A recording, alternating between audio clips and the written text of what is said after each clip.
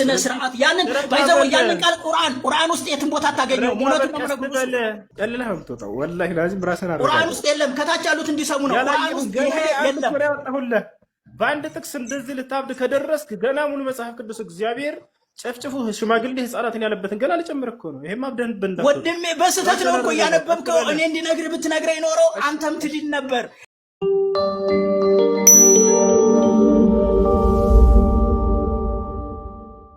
አሰላሙ አለይኩም ወራህመቱላሂ ወበረካቱሁ። ውድ ተከበራችሁ የሙአዝ ኢስላሚክ ሚዲያ ቤተሰቦች እንዴት ናችሁ? ይሄ ጭቅጭቅ በጣም በከፍተኛ ሁኔታ አሁንም እየቀጠለ ይገኛል። ምንድነው የሚለውን ከቪዲዮ በኋላ መነግራችሁ ሲሆን አሁን በቀጥታ ወደ ቪዲዮ እናልፋለን። ላይክ፣ ሼር፣ ሰብስክራይብ ማድረግ ግን በፍጹም እንዳዘነጉላችኋለሁ። ወደ ቪዲዮ። ወደ ክርስትና እንዴት ገባህ ብዬ ጠየቅኩ። ወርቅ የሆነ የህይወት ቃል ነገርኩህ አባቴ። ፈጣሪ ረጋ በል እንጂ ድርሰታይ እንዴት ወደ ክርስትና ገባ ስለው ማቴዎስ ወንጌል ምናምን አለና በቃ ስለ ፍቅር ሰበከን። ገብታችኋል አይደል? በስነ ስርዓት ያንን ባይዘው ያንን ቃል ቁርአን ውስጥ የትም ቦታ ታገኘው ሞለቱ ነው።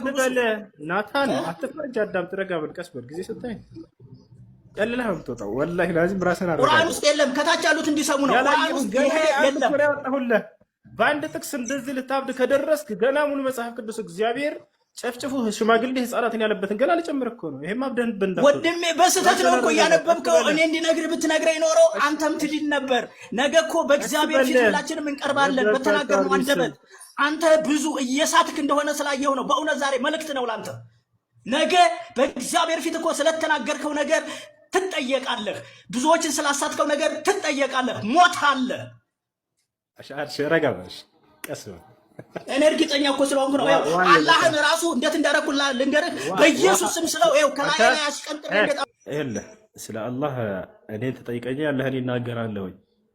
አሁን አንተ ክርስትናህን ልትገልጽ ስለፈለክ በፍቅር መልክ ልትገልጸው ፈለክ። ይህ በፍቅር መልክ ልትገልጸው የፈለግከው አምላክ ግን ህፃናቶችን፣ ሴቶችን፣ ሽማግሌዎችን ግደሉ እያለ ነው። ምን ትላለህ? በጣም ጥሩ። እንደዚህ ተረጋግተህ እኮ ብትጠይቀኝ በእውነት እኔ በትህትና ለማውራት ነበር የገባሁት። ግን አንተ ግዴታ አንብበው አልከኝ፣ የሆነ ነገር ሳልነግርህ ማለት ነው።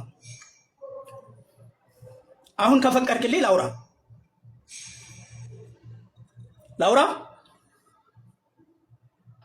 አይሰማም? እያወራህ ነበር እኮ እንደገና እያስፈቀድከኝ ነው ወይስ ነገር ፍለጋ ነው? ነገር ፍለጋ አይደለም። እሺ በቃ ልቀጥል። እሺ ታንኪዩ እሱ ናታን በቃ እንድታስረዳን ዘንድ ጥቅሱን እየሰጠን ብታብራራለን ብታስተምረን በጣም ጥሩ። እሺ አሁን እኔ ላውራና እቀጥላለሁ። እሺ ካስቀጠልከኝ ማለት ነው።